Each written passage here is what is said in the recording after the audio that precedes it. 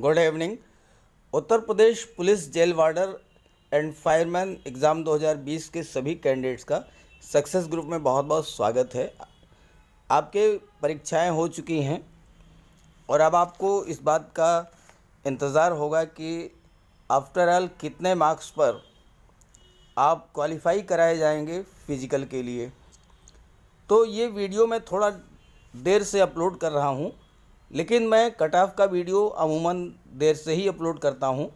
वजह यह है कि जब तक सोशल मीडिया पर आपके कमेंट्स के आधार पर ये जानकारी ना हो जाए, ये आइडिया ना हो जाए कि पेपर लेवल क्या रहा है, गुड अटेम्प्ट क्या रहा है, तब तक जो है कट ऑफ का एक्सपेक्टेशन नहीं किया जा सकता है। अब आप खुद बताइए कि गुड अटेम्प्ट के बारे में मैं कैसे बता सकता हूँ। गुड अटेम्प्ट के बारे में तो वही बता सकता है जिस बच्चे ने, जिस कैंडिडेट ने एग्ज़ाम में अपियर हुआ हो, जिसने परीक्षा दी हो, वही बता सकता है कि एग्ज़ाम का लेवल क्या रहा है या किस शिफ्ट में क्या स्थिति रही है। तो इसके बारे में जब तक आपके कमेंट्स मैंने नहीं देख लिए तब तक मैंने इसको अपलोड नहीं किया। लेकिन अब काफ़ी कुछ स्थिति क्लियर हो गई है, तो मैं आपको जो है बताने जा रहा हूँ कि एक्सपेक्टेड कट ऑफ क्या हो सकती है। वीडियो को चाहें तो आप स्किप करके लास्ट में केवल कट ऑफ भी दे सकते हैं, लेकिन उससे आपको कोई लाभ नहीं होने वाला है, क्योंकि जब तक आप पूरी बात नहीं समझेंगे कि वो कट ऑफ आफ्टर ऑल क्यों इतनी ही आ रही है, तब तक आप जो है समझ नहीं पाएंगे। और दूसरी बात यह है कि केवल 8-10 मिनट आपके लगेंगे, लेकिन अगर आप 8-10 मिनट में कोई बात आपको समझ में आ जाती है तो हो सकता है ये आपके लाइफ का टर्निंग पॉइंट हो। मे भी पॉसिबल कि आप मेरी बात से सहमत हों और आपको बात समझ में आ जाए, आप फिज़िकल के लिए तैयारी शुरू कर दें, तो हो सकता है आपका सिलेक्शन भी हो जाए। तो इसलिए पूरी बात ध्यान से समझिएगा। और इसमें एक सबसे महत्वपूर्ण ये है कि नॉर्मलाइजेशन का क्या इफ़ेक्ट पड़ेगा, ये मैं आगे समझाऊंगा इस चीज़ को। इसको बहुत ध्यान से समझिएगा, क्योंकि नॉर्मलाइजेशन ही डिसाइड करेगा जो है कि किस कैंडिडेट का सिलेक्शन होता है फिज़िकल के लिए और किसका नहीं होता है। तो पूरी बात ध्यान से समझिएगा। तो आई होप आपके लिए काफ़ी अच्छा रहेगा अगर आप मेरी बात से सहमत हो करके और कुछ लाइफ में कर सकें, कुछ कर जाएं, कुछ बन जाएं, तो इससे अच्छी बात क्या होगी। चलिए वीडियो शुरू करते हैं। अब आपने अब तक मैं समझता हूँ कि एक्सपेक्टेड कट ऑफ के बहुत सारे वीडियोस देख भी लिए होंगे। अब कोई ये कह रहा है कि साहब 185 मार्क्स होने चाहिए तो सिलेक्शन होगा, कोई कह रहा है कि 175 होना चाहिए, कोई कह रहा है 165 होना चाहिए, इस पे भी सिलेक्शन हो जाएगा। तो आपके मन में बहुत सारा कन्फ्यूजन हो रहा होगा कि आफ्टर ऑल कितने पर सिलेक्शन होगा। तो आपके इन सारी शंकाओं का समाधान मैं करूँगा। मेरी बात अगर अच्छी लगे तो प्लीज़ इसे अपने साथियों को भी शेयर ज़रूर कर दीजिएगा। आफ्टर ऑल कट ऑफ क्यों कितनी रहेगी, ये बात मैं आपको समझाने वाला हूँ इस वीडियो में। पहली बात आ जाइए प्रेजेंस के ऊपर। तो प्रेजेंस की बात करें अगर, तो जो प्रेजेंस रही है वो 45 से 50% के बीच ऑलमोस्ट रही है। किन्हीं सेंटर्स पर 45% और किन्हीं पर 50 और कुछ सेंटर्स पर 52-53% भी रही है। और वजह ये रही कि इस बार जो एग्ज़ाम सेंटर्स थे वो काफ़ी दूर, अमूमन 400-500 किलोमीटर दूर सेंटर्स रखे गए थे। इसकी वजह से जो है बच्चों को काफ़ी दिक्कतें हुई। और सबसे बड़ी प्रॉब्लम तो पब्लिक ट्रांसपोर्ट की वजह से, ट्रेनें जो है काफ़ी ट्रेनें बंद हो गई हैं और जो ट्रेनें चल रही हैं उनमें भी बड़ी दिक्कत हो रही है, उनमें भी आपको रिजर्वेशन नहीं मिल पाया होगा। और कोविड-19 की तो प्रॉब्लम है ही, तो इसकी वजह से प्रेजेंस काफ़ी कम रही है। और जब प्रेजेंस कम रहती है तो आप ये हमें बात समझ लें कि कट ऑफ हमेशा लो जाती है। दूसरा फैक्टर आप समझिए कि नेगेटिव मार्किंग का है। अब इस नेगेटिव मार्किंग में आप देखिए कि जब नोटिफिकेशन जारी हुआ था तो उसमें नेगेटिव मार्किंग नहीं थी। एडमिट कार्ड जब जारी हुआ तो उसमें लिखा था कि नेगेटिव मार्किंग है। पेपर जब आपको मिला होगा और आपने उसको पढ़ा होगा तो पेपर में जो है कहीं भी नेगेटिव मार्किंग का कोई जिक्र नहीं था। हालांकि एग्ज़ाम से पहले जो है नोटिस दी गई थी कि नेगेटिव मार्किंग होगी। तो खैर इसको लेकर के थोड़ा बहुत तो कन्फ्यूज़न क्रिएट हुआ है और इससे बच्चों का नुकसान भी हुआ है। पता लगा गफलत में जो है किसी बच्चे ने सारे के सारे क्वेश्चन अटेम्प्ट कर दिए और नेगेटिव की वजह से उसका बहुत बड़ा नुकसान हो गया। कुछ ऐसे भी होंगे जिन्होंने नेगेटिव को समझा होगा और उसकी वजह से जो है बहुत संभल करके पेपर किया होगा, तो उसके अकॉर्डिंग उनको जो है उसका बेनिफिट भी मिलेगा। देखिए, आप इस बात को समझ लीजिए कि इस एग्ज़ाम में नॉर्मलाइजेशन का बहुत बड़ा रोल होने वाला है। नॉर्मलाइजेशन के वजह से ही आप ये समझ लें कि आपका जो है सिलेक्शन होगा, आप क्वालिफाई करेंगे फिजिकल के लिए।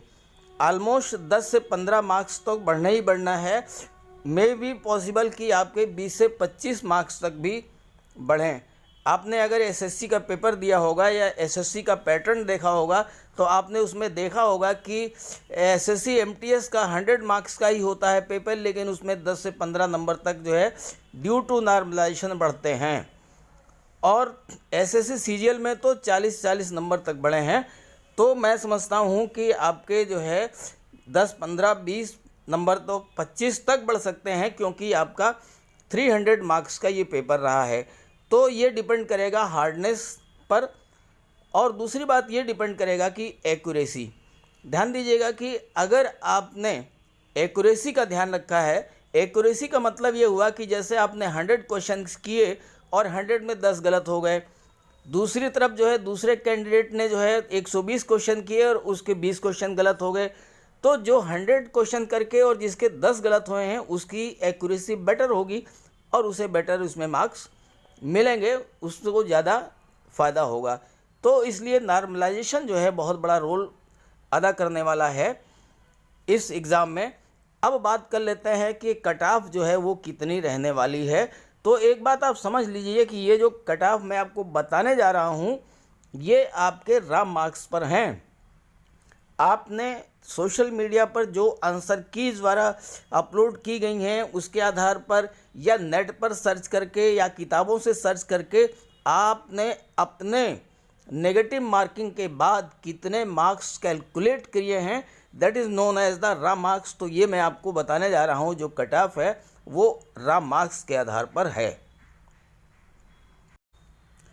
अब आप बात करें अगर अनरिजर्व कैटेगरी की, तो अनरिजर्व मेल्स की जो है अगर 168 से 173 के बीच में आपके मार्क्स बन रहे हैं तो निश्चित रूप से आपका सिलेक्शन होगा। आप फिजिकल में क्वालिफाई करेंगे, फिजिकल की तैयारी शुरू कर दें।